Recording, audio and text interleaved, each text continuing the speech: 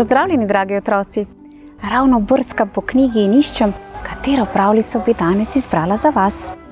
Namreč v mojem knjižnem kotičku se nahaja ogromno zanimivih pravljic, ki že čakajo na vas, zato se le naročite. Za današnji dan pa sem izbrala eno zelo zanimivo pravljico z naslovom Lepotica in zver.